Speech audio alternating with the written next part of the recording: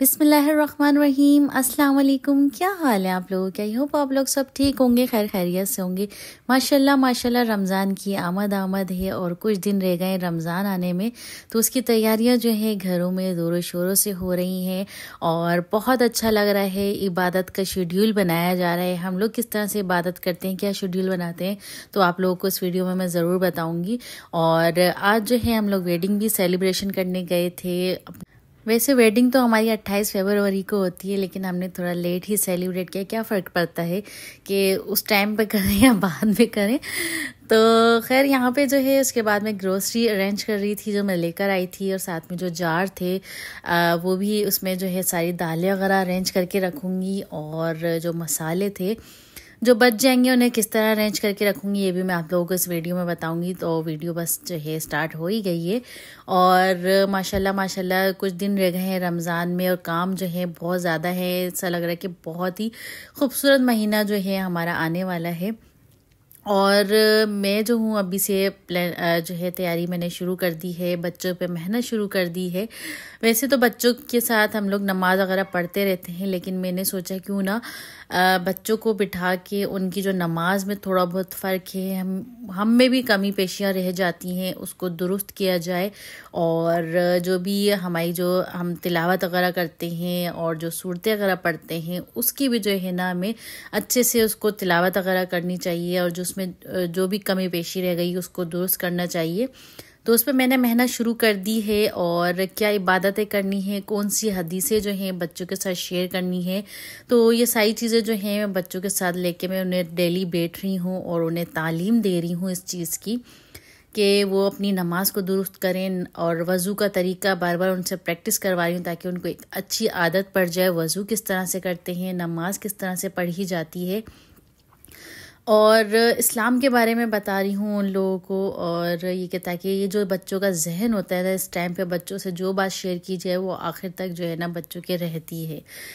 अच्छा जी, यहाँ पे मैंने दालें डाल दी थी और मसाले जो हैं डालने का टाइम आ गया था, तो उसमें जो भी मसाले हैं वो डाल दूँगी। और यहाँ पे मैंने जो है ना ये रबर बैंड जो है मंगा के रखे हैं, और जो भी जो मसाले बच जाएंगे ना तो उस पर मैं रबर बैंड लगा के उससे रखूँगी मैं। अच्छा, आगे चल के बताऊँगी किस तरह से रखती हूँ।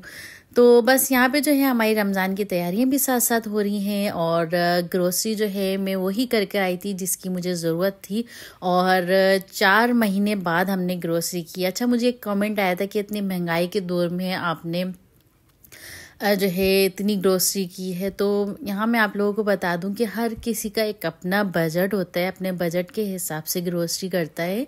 तो हमारी जो है थोड़ी सेटिंग अलग होती है। हम लोग क्या करते हैं कि हम लोग जो है मंथली जो है ग्रोसरी के पैसे साइड कर लेते हैं और 2 से 3 महीने में जाके ग्रोसरी कर कर आते हैं। तो अभी भी हमने ऐसे ही किया। 4 महीने हमने इंतज़ार किया कि रमज़ान की एक अच्छी खासी जो है ना ग्रोसरी करके आएंगे, और हर महीने जो है ना ग्रोसरी के हिसाब से पैसे हम साइड करते गए। तो 4 महीने के पैसे अच्छे खासे हो गए थे। तो फिर हमने सोचा फिर सारी चीज़ें जो है रमज़ान के हवाले से लेकर आए ताकि कोई कमी पेशी ना हो, और जो है घर में बैठ के आराम से इबादत भी की जाए, जो दिल करे घर में बना के खा भी सकें।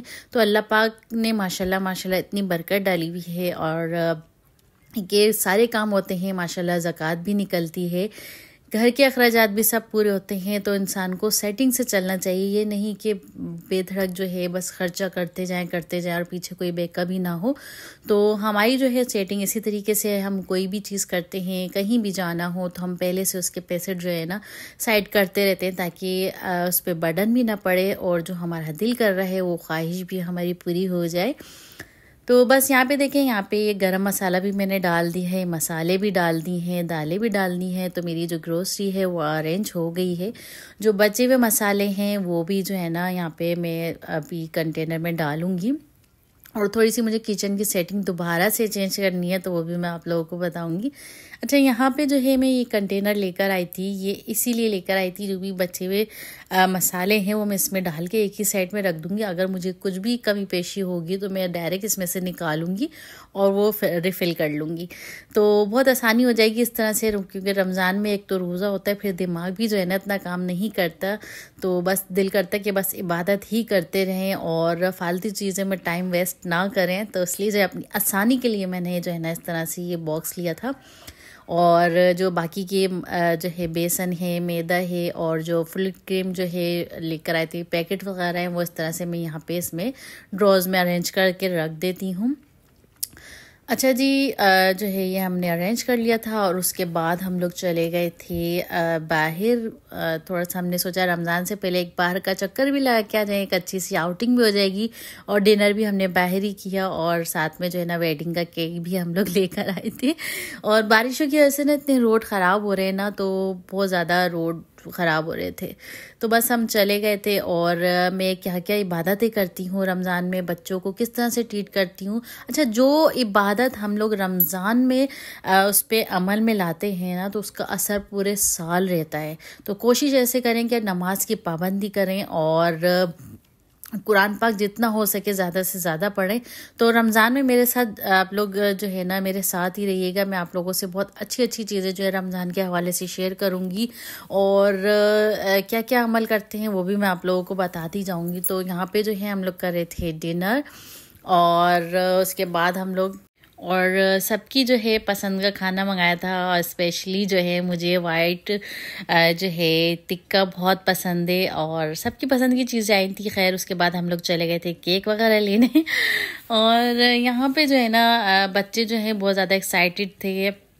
बच्चों को काफ़ी टाइम बाद जो है ना हम लोग लेके गए थे बाहर, क्योंकि जो है बच्चे ज़्यादातर कंफर्टेबल जो है ना घर में रहते हैं, बाहर उनको ज़्यादा इतना दिल नहीं होता। मेरे बच्चों का स्पेशली मैं बता रही हूँ, हर बच्चे की कहानी नहीं बता रही, लेकिन मेरे बच्चे जो हैं ज़्यादातर घर में रहना पसंद करते हैं और कभी इस तरह से निकलना हो तो फिर हम उन्हें ले जाते हैं।